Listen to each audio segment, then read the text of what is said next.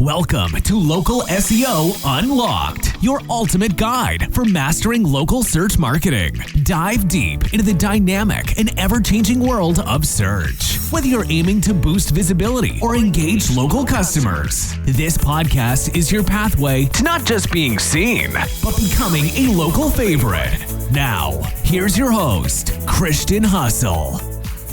Welcome to another episode of Local SEO Unlocked. We actually have a pretty special episode today as we're doing a client interview with Maximum Flavor Media and their co-founder. So we have Mitch and Mark. Welcome to the show, guys. Howdy. Hello, thanks for having us. Hey, it's a pleasure to have you guys. And for those of you that are listening to us, whether you're on YouTube or the audio podcast, Maximum Flavor Media specializes in media production. These guys are the experts, right? They're located in the Bay Area, and we've worked together for quite some time. I mean, several months now, right? And why don't we start? A year. It's been more than a year. Almost a year. It's been wow. Yeah, it went fast.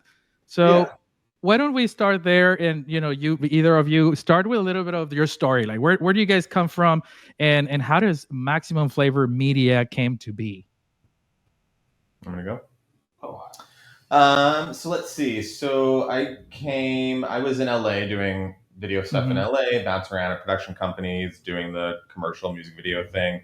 Came up to San Francisco for grad school. Loved the Bay Area, so decided to stay. And then, the thought post grad school was, all right, well, how the hell do we make money doing art?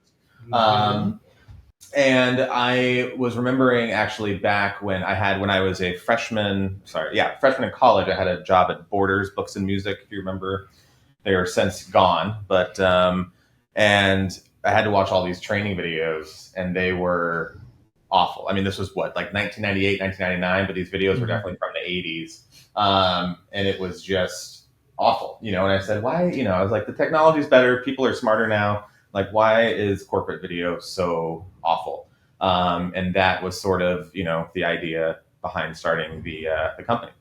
So a couple people from film school got together, and, we started off in the back room of my apartment, what should be a laundry room. And, here we are 13 years later. There's way more space between you and I right now than there was in that office. We were shoulder to shoulder, both sitting on our laptops. Wow. Just, for a couple of years. That was the good old days, as they will say, I'm sure. But then, a lot of what we do being in the Bay Area is a lot of tech-focused stuff, a lot of startup-focused stuff. But, anything from client testimonials, case studies, thought leadership videos to full-on, big budget commercials, documentaries, stuff like that. So no shortage of the types of media we do. I know that's a broad category these days, but any and everything video we'll do. But it's important to us that we find ways to scratch our creative itch. Not that there's not a great way to tell stories in the corporate landscape. There's oftentimes wonderful stories to tell, but getting in touch with independent musical artists, finding a documentary story, there's not a lot of money in those things for the most part, but there is a lot of satisfaction for us. So we are always trying to seek out those types of projects that let us, get a little weird sometimes. Yeah, I love it. What about you, Mitch? What's your story? How did you come to be here? I was living in San Diego with a dear friend of mine. We were going to start a personalized concierge service.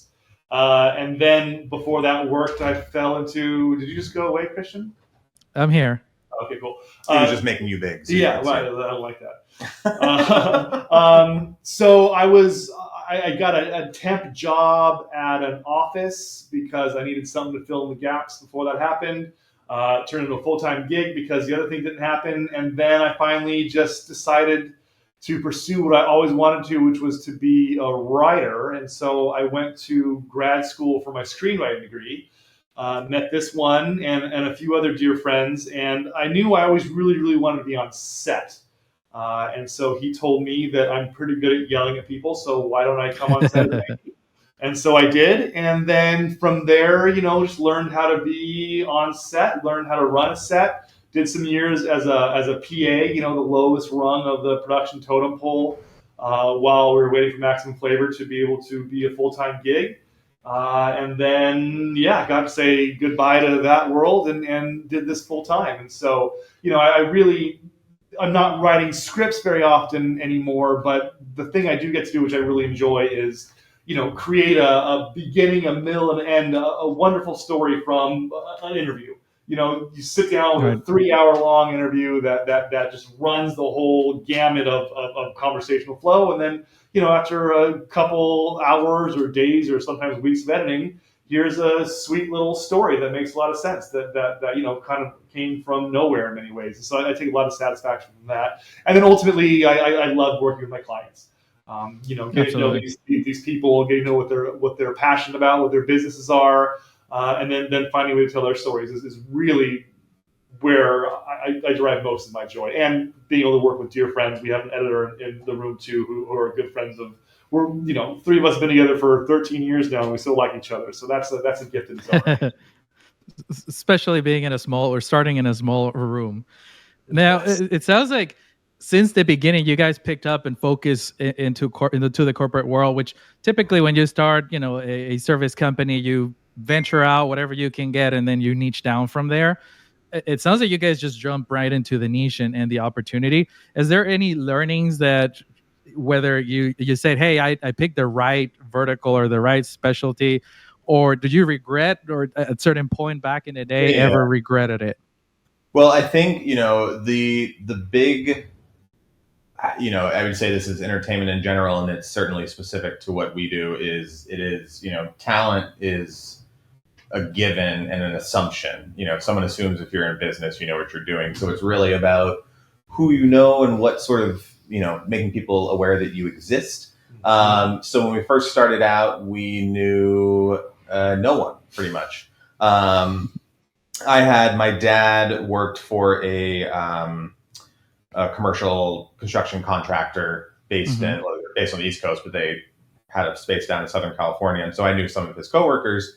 And so, when I finished school, I said, hey, I know how to do, can I curse on this, by the way? Yeah, go ahead. Sorry. Yeah.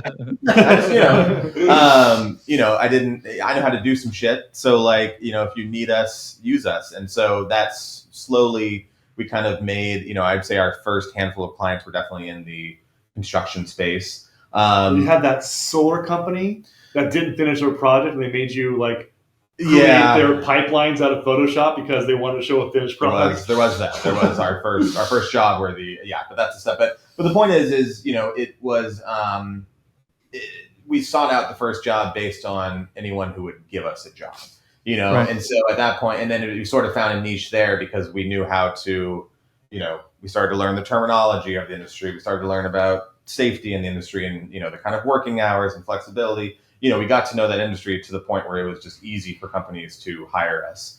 Right.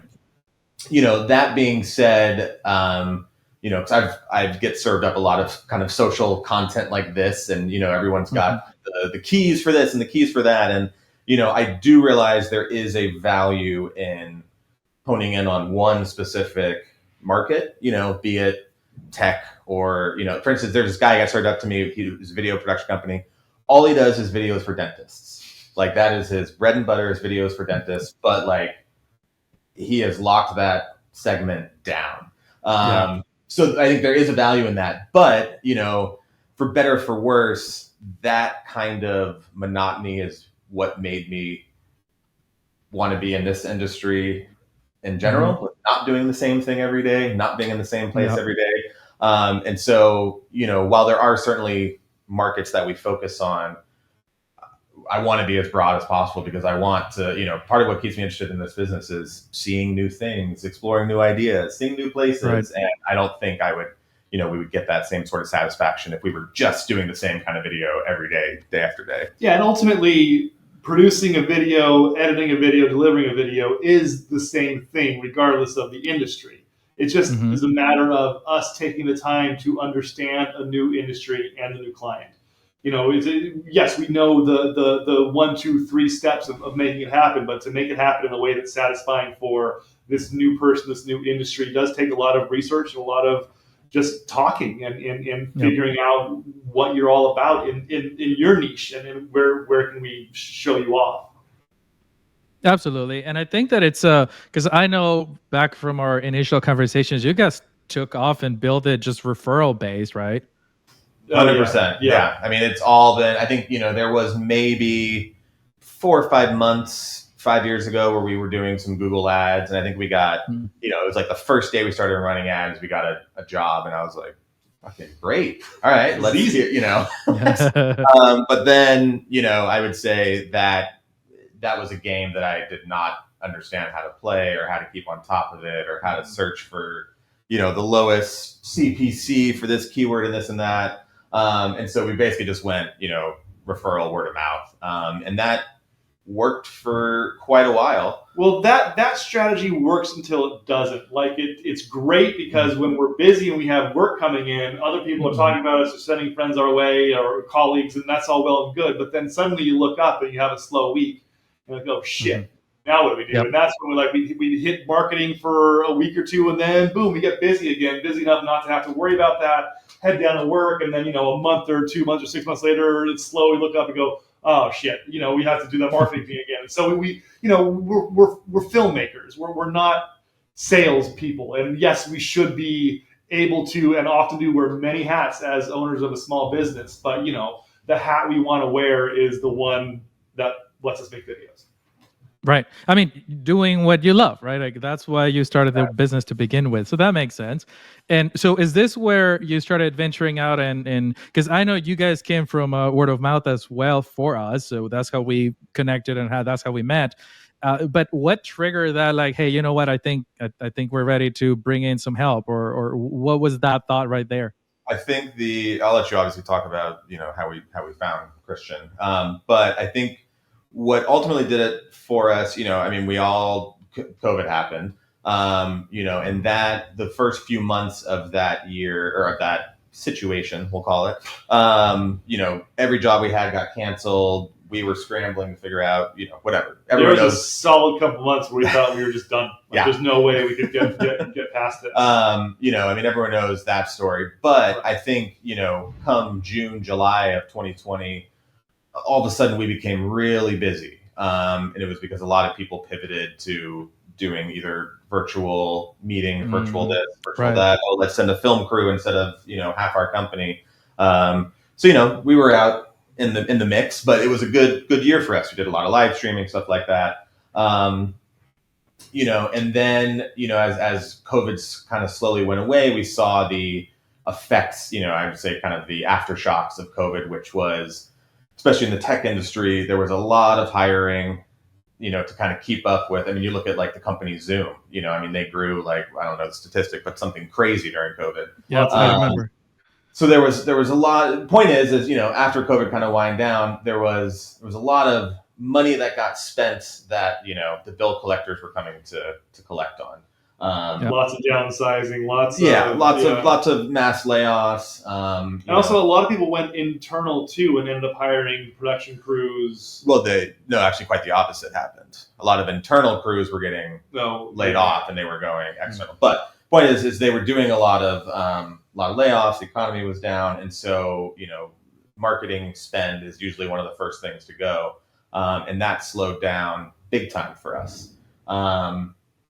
And so we realized, well, the word of mouth thing's great until everyone you've talked to is either laid off or or gone or for a new company. So we figured, well, let's take this downtime to kind of rethink our marketing strategy, and that led to us being like, well, what's the obvious place where people are going to find us, and that's the internet, and which led us to searching for some help in the SEO arena, because it is something I would say maybe 6 or 7 years ago I read a SEO for Dummies front to back, and I understood the basics, but I was like, all right, this is kind of a full-time job, and I don't much to talking about. It's like we only get paid when we're doing work. We don't get paid for our own marketing or figuring out our website or this or that. Those aren't billable hours. And so the SEO thing kind of became, overwhelming to me. Well, and not to mention the fact, and this is just learning from you, Christian, is that as soon as you read that SEO for Dummies book, it was already outdated with how quickly the algorithm changed. And maybe 5 or 6 years ago, it's different than it is today. But it feels like today, every month, every 6 months, there's a tweak to the algorithm, and now what you were doing last month is the opposite of what you need to be doing this month. And so we're not interested in keeping up with that, you know. And one thing I did like about SEO is, I don't want to say passive income, but in a way, once you've done the legwork and once you've got your website up and running and properly tagged and whatnot, it is sort of passively doing what it needs to do in the background. It requires some upkeep, but it's not a full-time job, at least on our end. With a service like yours, it's not a full-time job for us to keep up with it. It's just kind of doing its thing.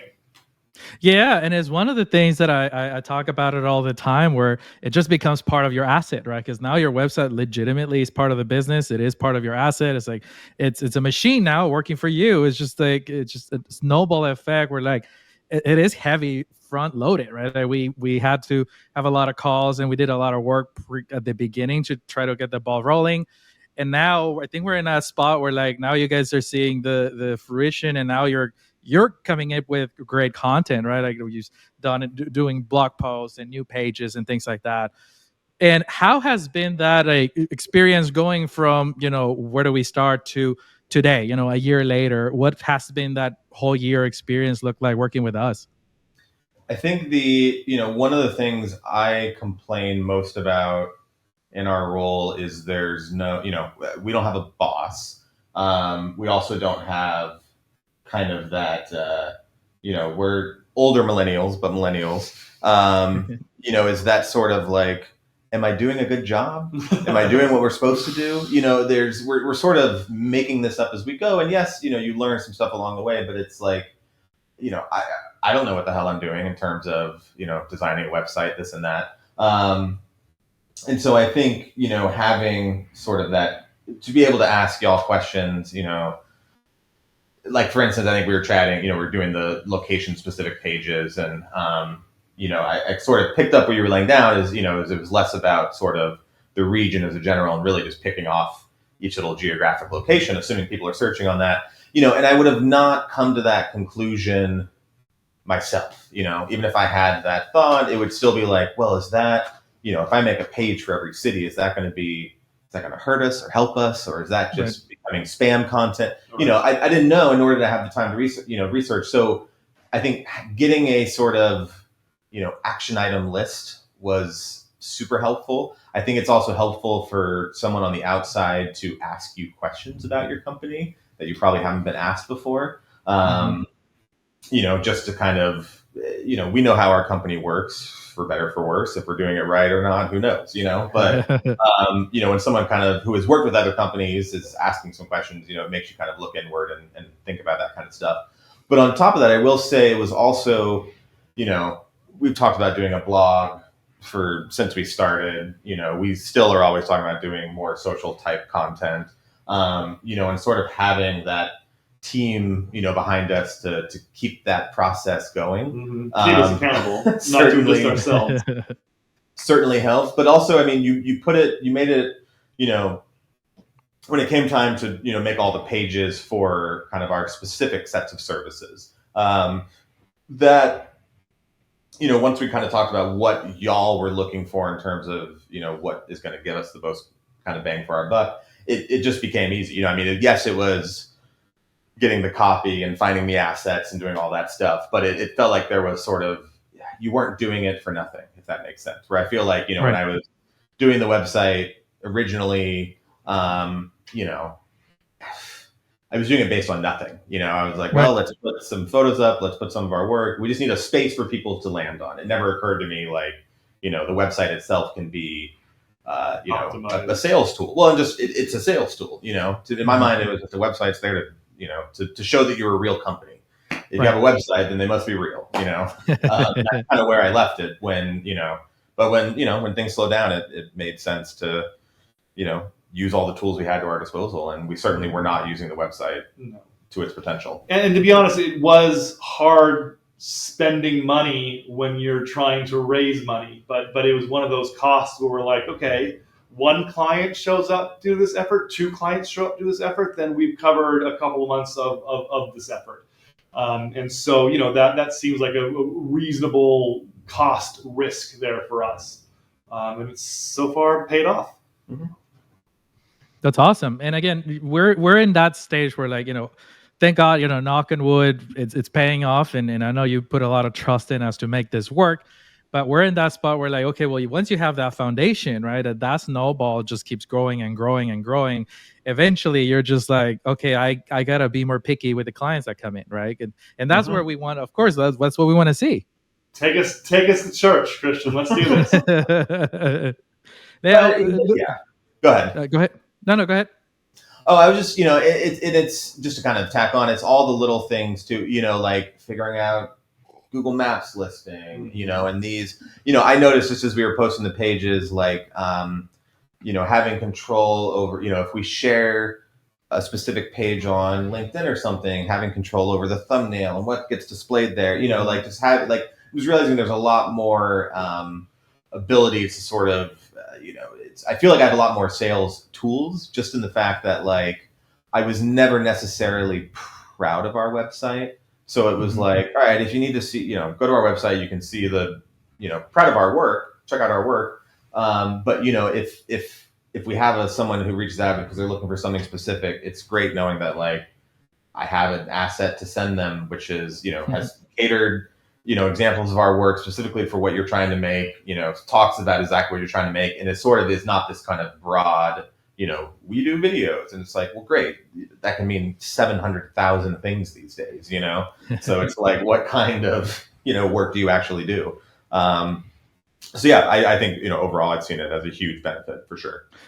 And I think, for everybody that is listening, some of the early conversations we had, which were very interesting, because when I talk to you, I get that passion, I get that experience. And then you go to the website, I was not getting that, right? We're talking about, you guys work with very gigantic tech companies that everybody knows, and everybody has apps on their phones that I may not be able to mention them, but you know which ones they are.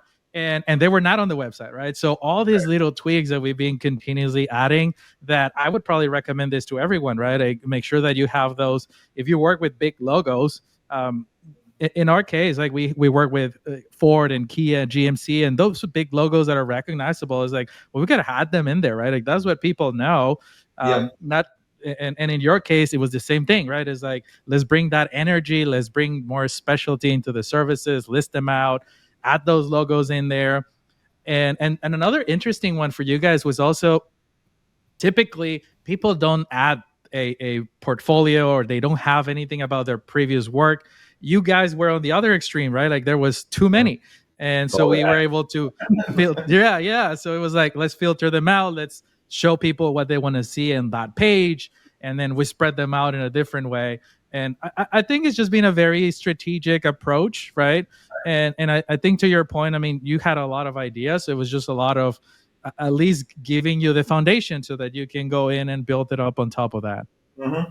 Well, and I think too, one thing, that's hard, and I'm sure this is a reality for other industries too, but there is something inherently cool about what we do. And so you feel the need to kind of put that sort of, like, we're cool, we don't really care about this attitude out there. When the reality is, you start thinking about your clients and you're like, they want the person that does this thing. They don't care how cool, when I'm looking for a plumber, I want to read on the website the exact issue that I'm having.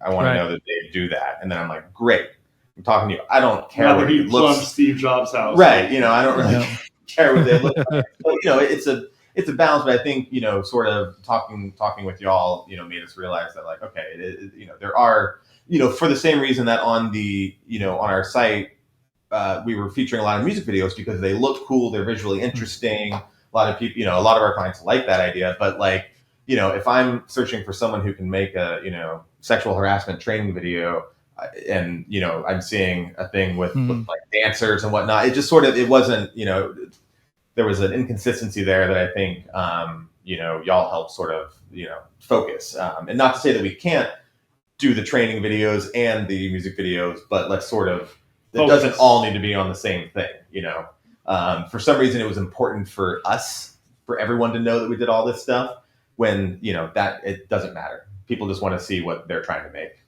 So yeah, and we can post a picture here, a screenshot of what we're talking about, but it was basically like when we were talking, it was all about tech and corporate and like go after startups and or companies that are growing. And then you go to the website and there was a lot of musical videos and they were cool, right? Like to your point, they were very cool, great production. But it was just like, okay, well, this is not communicating what you and I are talking about on the phone, right? Or Right. on the meetings. Right. So and I really want to bring this home and try to bring some value to the audience, because you guys have been doing this for 12 14 years now, and especially in the Bay Area, working with a lot of corporate but more tech than anything, right? And you do a lot of I've seen a lot of testimonials that look amazing, but also product, right? I talked to Mitch about this one where it was a story where you were showing the behind the scenes of this cool aquarium and the explosion of a product, and it was just mind blowing how it looked after the final revision. What do you think are like 3 actionable things that you can share with the audience when it comes to creating product videos, for example? What do you think they should focus on? Well, I think in terms of video, focus is an interesting word, because I think you need to, there's so many platforms in which you can showcase, visual content. And so it's like, let's say you have let's say this lava lamp is your product, for whatever reason, it's like you want, the long form 3 to 4 minute, let's talk about everything. Let's hear people talking about this thing. Let's hear why this product's so great, with the assumption that someone has come to your website, they want the in-depth discussion about why this lava lamp is so good. But the reality is you got to get them to your website first. And so that's where, the short form content comes. So from the same video, you can make something that's, specifically focused for LinkedIn, which is a very different type of audience than TikTok or Instagram. And so I guess, my point is like, you need to be broad with your video plan, because it's not only, and let's say we're talking about this product, we should also establish ourselves as a thought leader in that space. This isn't the only company making lava lamps. I'm not sure why I chose the example of lava lamps, but we're going to keep going with it.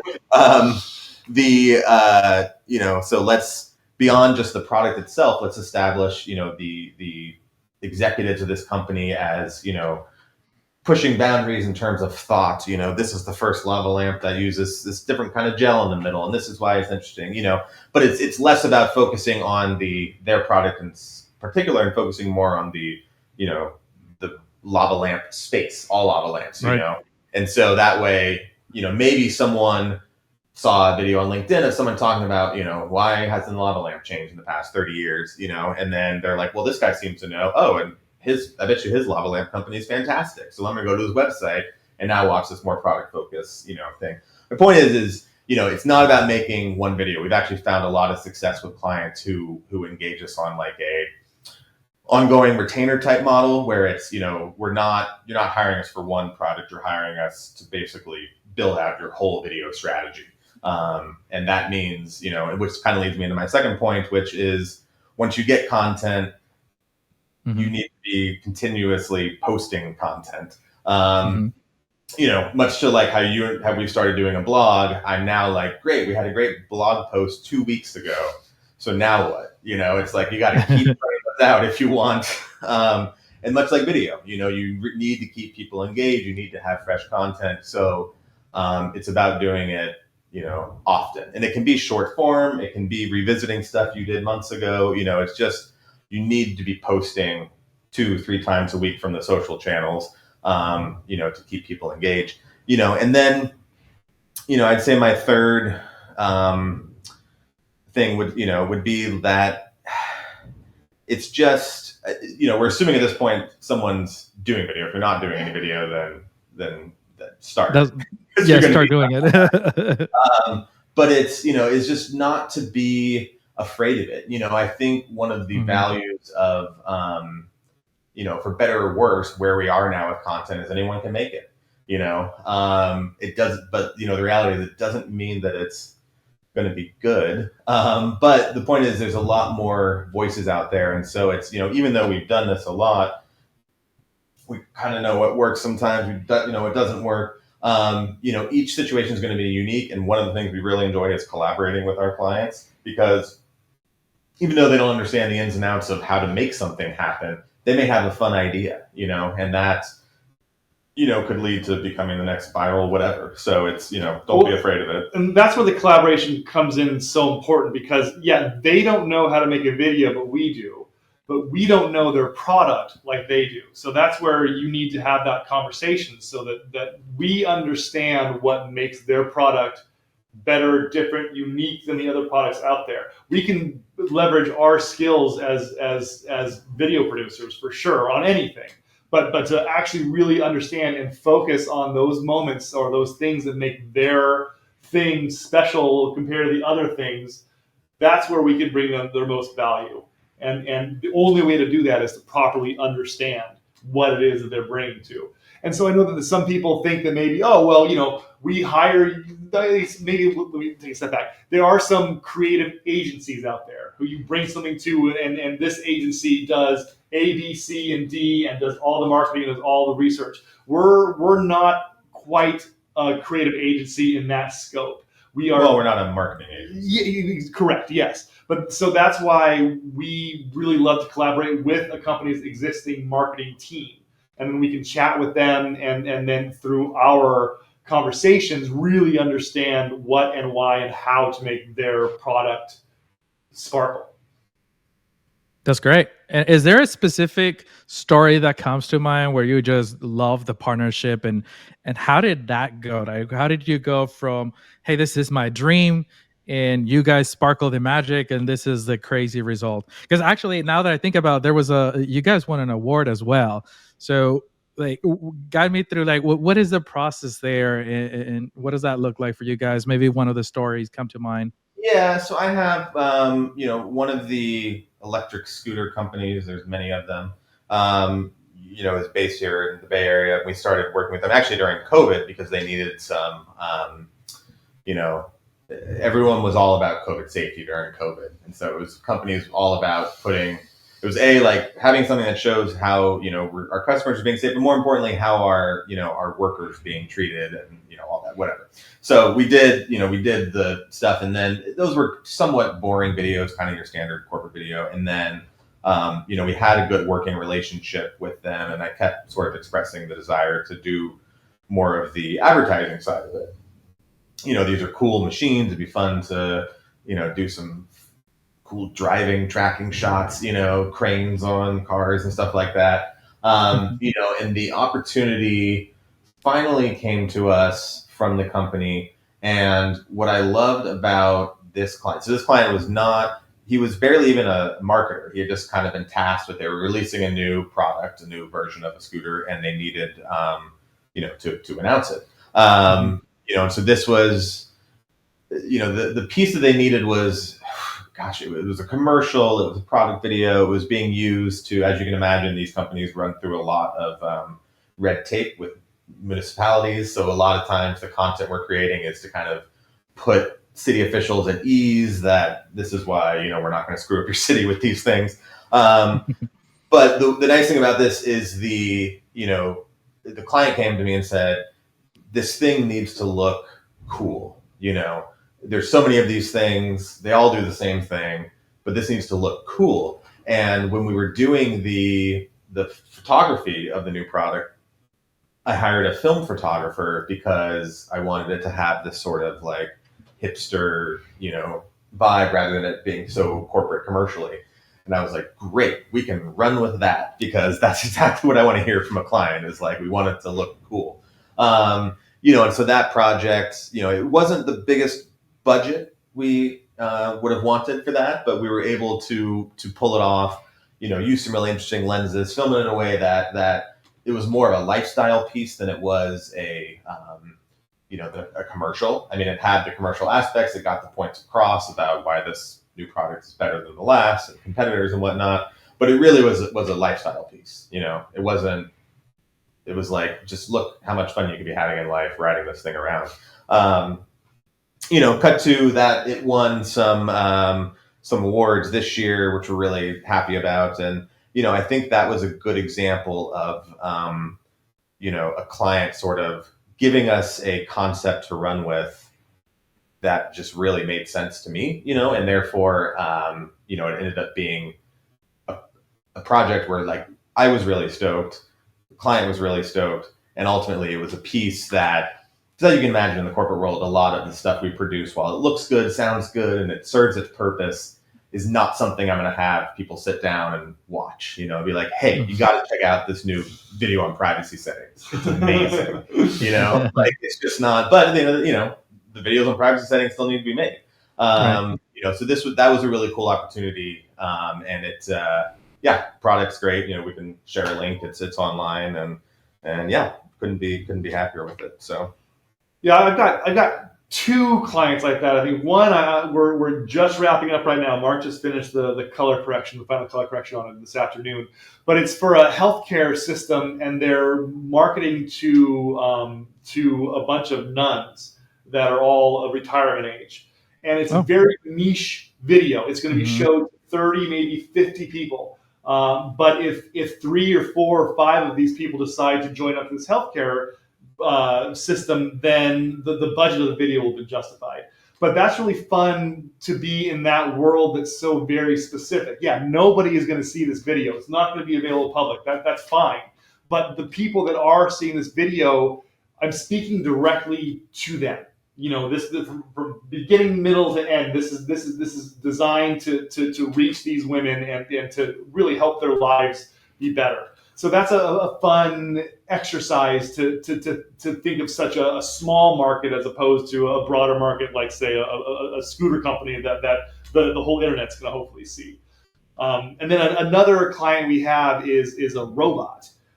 This robot is used in the construction industry to lay out like walls and where pipes are going to go on cement floors. Well, yeah, it takes blueprints and actually prints them on the floor of the building being constructed. Oh, I've seen that. Okay. Yeah. But that's what's awesome. fun about this is when they first came to us, they were on Gen 1 of the robot and looking for their first round of startup funding. And now it's been 3 or 4 years working with them, and they're on Gen, I think, 6. And so it's really fun to kind of keep coming out and seeing, oh, look at this tweak, look at this design difference, look at this, and just see this product evolve, right in front of our eyes, and to be able to document it from. And a fun, story about that client in general, and it's something, I would say is sort of maybe a general company advice is, so we met this client through one of our other clients. I forget they were doing Well, it was one of our construction clients was one of the original idea. The seed of the idea came through this construction company, and then this construction company worked with and collaborated with the company that made the robots, and then they split, and they're different now. But the initial seed came from this general contractor of ours. Yeah. But the point is the CEO of this robot company was being interviewed with one of our clients. We were the ones doing the interview. So client we had a great relationship with, met a new client, who is now a regular client. And I think it is really just every opportunity you have to meet a new person, capitalize on it. Because a lot of it, I don't know if you've ever thought, but it's like when you're, again, I'll go back to the plumber recommendation, but it's like, if I need a plumber, I'm going to ask my neighbors and stuff first, or if I like a contract, we had to do some work on my condo last year, and it's like, that is a hellhole to try and search Yelp and then contact people and figure out, and it's like, if you can talk to someone who's worked with someone and they give you the thumbs up, I will take that over any person with 10,000, 5-star reviews. And so I think that idea of, meeting someone under the context of, hey, oh, you do this kind of stuff. I'm in front of your camera right now. That's good to know, because that's something that I don't know how to do. Much like we were looking for SEO companies, we could have we get, I would say our catch-all email, like if you submit on our website, more than half of it are SEO companies. And the other half is voiceover actors. Yes, and the other half is voiceovers. So it's like, I'm sure I could stand out in front of my office and yell, I need an SEO company, and 10 people would show up, So it's like, how do you weed through that, and knowing, and the point is like, I know we spent a lot of this conversation talking about how word of mouth doesn't work as your main strategy, and it doesn't.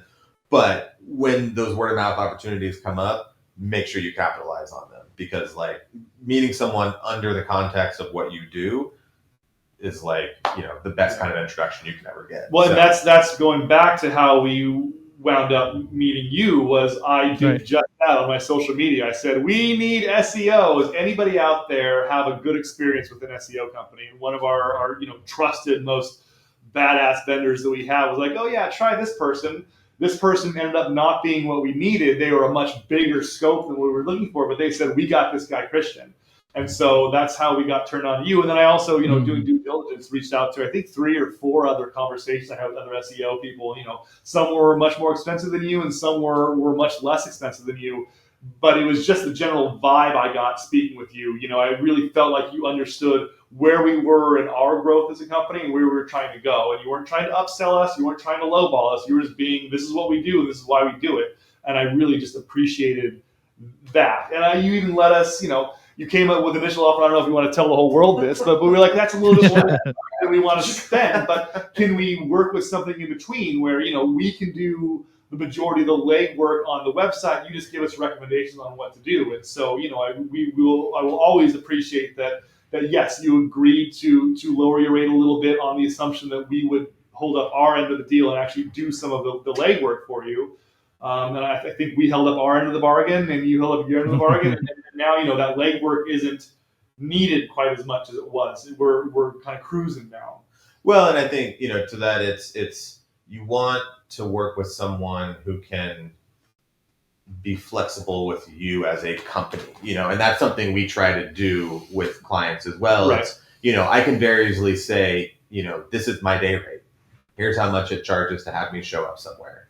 And some people can do that and get away with it, but the reality is every job I do does not necessarily warrant that rate, nor can certain people afford that rate. But, if I have a client who will pay me that rate for something and then kind of call in a favor for this thing or that, it's just, I think being flexible with clients, to a degree, obviously not getting stepped on or, taken advantage of, but being flexible, I think does go a long way. And realizing that like, okay, because it does feel in a way, if you had come to us and said, this is the package, this is how much it costs, this is what we do for everyone, either you're in or you're out, that portrays a certain level of sort of rigidity to you not being flexible, and like, well, let's figure, let's kind of customize this and figure it out. And so I think there is a lot of value, in working together on that and being fluid. Yeah. And I think, I don't know if I ever told you guys this, but this is like, brings me back to, first initial years when I started. I mean, Woobound has been around for probably 6 years, but the first 3 years was just by myself, right? Like I was the solo guy doing everything. And learn the hard way, like is not just, you don't bring on board every client you can, because we're looking for the right partnership where I love my life. I want to enjoy it after work, right? And some of the clients were just like a complete nightmare. And that's when I started learning is like, oh, I can fire clients and I can be more picky, right? It's just like, but when the right ones come, when you guys came on board and that vibe was felt and, our account manager was on board, she's like, yeah, I love these guys. I'm like, yeah, we can figure something out because these guys, I know they're in for the long haul. They get it. And I can see a partnership. This is not the whole, because I've been on calls where like, so how long is it going to take? Like, can we see ROI on month 1? I'm like, no, that's probably, we're not your right partner for that. If that's your primary question here. But we're 1 year in, right? Long term. And we talked about this at the beginning. It's like, this is for the long term, but once the balls start rolling, we're going to be set. Yeah. So, well, it's been fun to see because our initial volley was focus on the San Francisco page, focus on our backyard, do everything we can to make that thing sing. And then once that's going, then here is phase 2. And we are currently right in the middle of phase 2 and it's all happening, which is great to see a plan come to fruition. It's been cool to watch it all come together. So again, thinking long term, it's the long term is happening. And then we'll have to figure out our phase 3, which I guess is going to be New York. But we'll have that conversation offline. That's awesome. Well, I really appreciate you guys taking the time and chatting. Well, there's with one me other today. aside I wanted to say. Oh, If we come go close for to the it. end of it, I'll let your editor figure out where to shoehorn this in. But talking about the winning awards. So we've been at this for 13 years, and we just won our first awards this season because it was the first time we ever submitted to an awards. And it was really the impetus of you guys. We were like, should we do this so we can say award-winning producer on our website? Like, yes, do it. Like, okay, fine, we'll do it. So you know, we coughed up a grand or two to submit our work, which is kind of hard to just throw some money away. But you know, we deserve to be award-winning producers. We just didn't ever feel the need to do it. And based on your impetus to go ahead and get it done, yeah, now we are award-winning producers, and we can put that on our website, on our LinkedIn, and you know, it feels good to have won an award.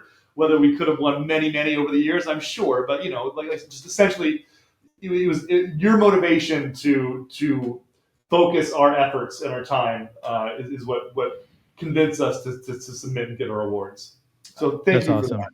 I was already an award-winning producer. Oh, but welcome yeah. to the club. Oh. Yeah. Green tables, is that what you're talking about? Lots of things. Uh-huh. The whole other podcast will have to fill up that time. So That's awesome. No, I really appreciate that. I mean, I got the chills just hearing about it. Like, I'm all for you guys. We are your own cheerleaders, even though we know we're supporting you on this end. But you know, I know you guys are going to keep growing, and New York might be phase 3, but I think there's phase 4 and phase 5 coming too. So there's going to be a lot of work for you guys. But again, you know, I really appreciate you guys taking the time. I do want people to reach out. You know, anybody that has, whether it's a tech or service company, they have a need or need some help to bring those dreams into an actual strategy on paper. How can they reach out to you guys? How can they connect? Well, we have a brand new website. I would start there, yeah. And then, you know, we, like I said, we're local. What's the address of the website? www.maximumflavormedia.com. And yes, we're trying to get Maximum Flavor. Maybe that's a next phase. That there's a celebrity chef out there that calls her work. No, you got the air quotes wrong. There's a celebrity chef out there. Let's not include that. Let's not go because there. But yeah, back and forth already. So yeah, we have a brand new website that we've been working diligently on, thanks to you all, and it's www.maximumflavormedia.com, and there's plenty of ways to contact us there. And don't be shy if you're not in San Francisco, because we love to travel. We will travel. We do all the time, and we will come meet you and do some wonderful work. Yeah, I mean, in person we met in Austin, so that goes to tell you will travel. Yeah, right. And we'll drop the link in the comments for you guys. But MaximumFlavorMedia.com. And again, thank you so much for joining us on this episode. I hope you found it valuable. Thanks again, Mitch and Mark. Any final regards or any final the big question is, when's WooBound getting their marquee video done? Yeah, we need one. We need to talk about it. I might come in September to visit you guys, so we'll chat offline so we can get something going. We'll be here. Well, anyway, yeah, thanks for having us. Always a pleasure to chat about ourselves. So. Always. All right. I'll see you guys later. All right. Take care. Thanks for tuning in to Local SEO Unlocked. For more resources to help you succeed in local search marketing, visit us at woobound.com/podcast. Don't miss out on becoming the local favorite. Join us next time for more insights and strategies. Until then, keep hustling.